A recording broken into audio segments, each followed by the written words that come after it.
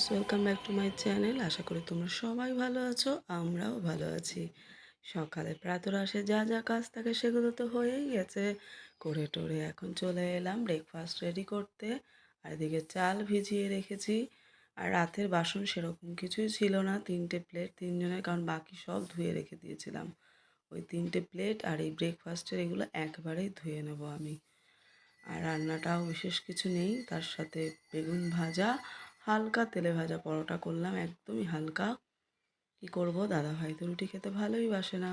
তো চলো, এটাই সংসারের সকল কাজ একা হাতে গুছিয়ে এদিকে দেখো প্রচণ্ড গরমে দাদাভাই আজকে শরীরটা ভালো না, তোমাদের তো বলছি, আগেও বলেছি। তো জ্বরটা মাপতে বলছে বারবার করে। আমি বললাম জ্বর মাপলে কিছুই উঠবে না, ঠিক তাই, থার্মোমিটারে জ্বর কিছুই ওঠেনি। সেটাই বলছিলাম, আসলে ঠান্ডা গরম লেগে গেছে, গাও ধুয়েছে, ফ্রিজের ঠান্ডা জল খেয়েছে, আবার বাইরে বেরোচ্ছে রোদে গরমে, দোকানেও যেতে হচ্ছে, দোকান যদিও বাড়ির কাছে। এই যে বলছে শরীরটা ভালো না, আমার ভালো লাগছে না, মরে যাবো, এসে আবল তাবল, জানো তো। যাই হোক, দাদাভাই খাই। এদিকে রান্না তো বিশেষ কিছু নেই, লতিটা কেটে রেখে দেবো আগামীকালের জন্যই, অভিনবকে পড়াতে পড়াতে আবার চলে এলাম বাসন ধুতে। এইদিকে দেখো এত গরম, ট্যাঙ্কির জল। রান্নাও হয়ে গেল, অভিনবকে পড়াতে বসে বারান্দায় ঘরের মতো তো গরম, লতি কাটতে কাটতে এদিকে আমি চলে এলাম বাসনগুলো ধুতে। আর যেহেতু ট্যাঙ্কির জল গরম, সেই জন্য আমি বাইরের কল থেকে গামলায় জল ভরে নিয়ে এসেছি। যদিও বা অন্য সময়ও আমি গামলায় জল ভরে নিই এই কল থেকেও, কারণ কলে ধুয়ে আমার হয় না, গামলাতে ফেলে আবার ধুতে হয়। এটা আমার অভ্যাস হয়ে গেছে, যার জন্য ট্যাঙ্কির জল গরম ঠান্ডা, গরম হলে তো হাত দেওয়াই যায় না, তোমরা জানো প্রচণ্ড গরম এই সময়, রোদের তাপে পাইপের জল যেটুকু আসছে পুরোটা রোদের মধ্যে, পাইপটা এদিকের আমার, জানো তো, যার জন্য আরও গরম হয়ে যায়। যাই হোক, ওই জন্য কল থেকে একটু জল নিয়ে চলে এলাম। এদিকে গামলার জলে নিয়ে বাসনগুলো ধোয়াও হয়ে যাচ্ছে।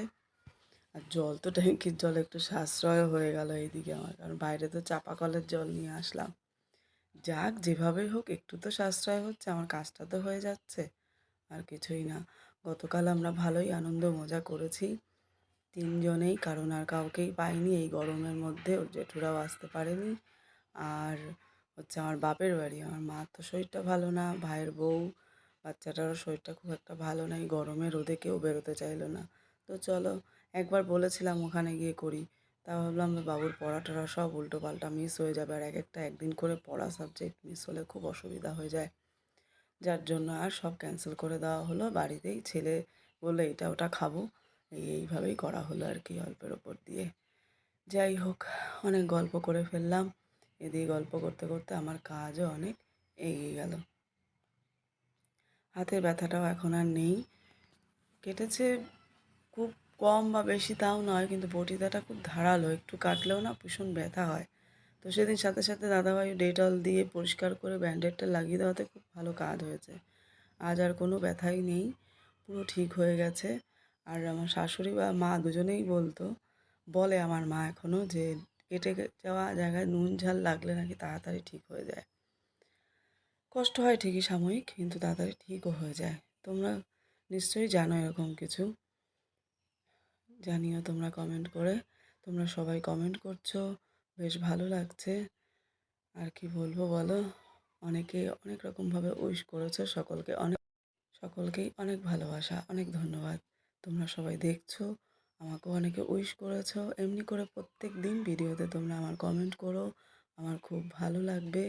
আর নতুন নতুন বন্ধুরা, তোমরা যদি এখনও আমার চ্যানেলটা সাবস্ক্রাইব করে না নিয়ে থাকো তাহলে এখন করে দাও, তাহলে তোমরা আমার ভিডিওর সমস্ত নোটিফিকেশান আগে পেয়ে যাবে। আর আমার ভালো লাগবে, আর আমাকে ভালোবাসো যেহেতু, সেটাই তোমরা করছো, আমার ভালো লাগছে। যাই হোক, এখানে কি দেখাচ্ছি বলো তো, বেসিনে না জল জাম হয়ে যাচ্ছে গতকাল রাত থেকেই। দাদাভাইকে আর বলা হয়নি, যেহেতু আমি এই টিপসটা জানি। এই ছোটো একটা বোতল এই কলের ওই মুখটার মধ্যে নিয়ে যদি পাম্প করো না, তাহলে কিন্তু জল টল সব চলে যাবে একটুখানি পরেই। যাই হোক, অনেক কাজ সেরে স্নান টান করে এসে আমরা লাঞ্চ করতে বসে গেছি এই ঘরের নিচে। ওরা সবাই আমাকে মানে খেপাচ্ছে, বুঝেছো। আমি একা একা বয়ে বয়ে সব নিয়ে এসেছি ওদের একটু আরাম দেওয়ার জন্য, ওরা সেটা বোঝে না, জানো তো।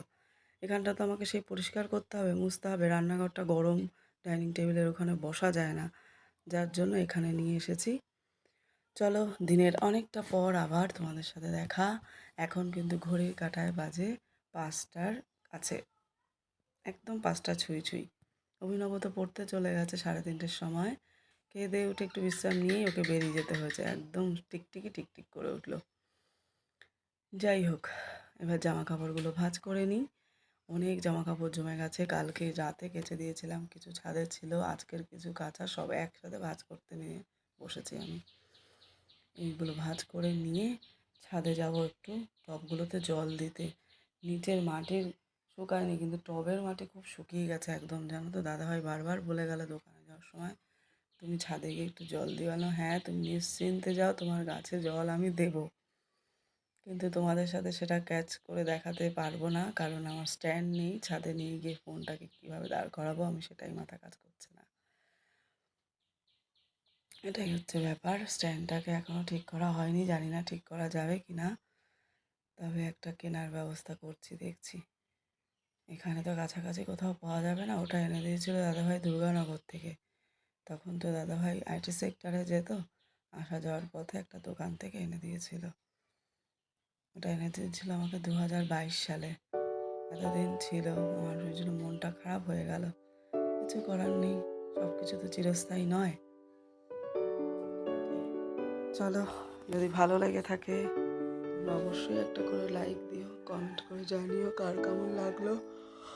আজকে যদিও সেরকম কোনো কাজ ছিল না আমার রান্নাঘরে, কারণ আগের দিনের অনেক রান্না বান্নাই ছিল আমার ফ্রিজে, সেইগুলো তো খেতে হবে। তাই এইভাবেই সমস্ত কাজ, আগে বাবুর জামা কাপড়গুলো গুছিয়ে সরিয়ে দেবো, তারপরে দাদা ভাইয়েরগুলো গুছিয়ে সরিয়ে দেবো, গোছানো হয়ে গেছে সরিয়ে দেবো, তারপর আমারগুলো একসাথে আলাদা করে ভাঁজ করে সরিয়ে দেবো। সব আলাদা আলাদা করে রাখা হয়। এবার আলমারিগুলো একটু হাত দিতে হবে, একদিন গোছাতে হবে, খুব অসুবিধা হচ্ছে। এখন তো ছুটি, তাই। চলো, অভিনব পড়ে চলে এসছে, এবার ম্যাগিটাকে চাউমিনের মতো তৈরি করলাম, আর ভিডিওটাও এখানেই শেষ করব।